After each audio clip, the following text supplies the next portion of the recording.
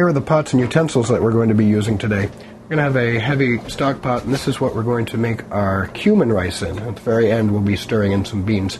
Before we stir in the beans, after we add our vegetable stock, we're going to be putting on this lid to let it reduce. We're going to have this very small pan, and we're going to be making vegetable stock in that. Again, we're not going to be just putting water, but vegetable stock to make this flavor a little bit stronger.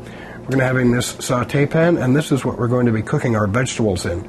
We're going to be sauteing our garlic and onions and our asparagus, and at the very end we'll top that with Parmesan.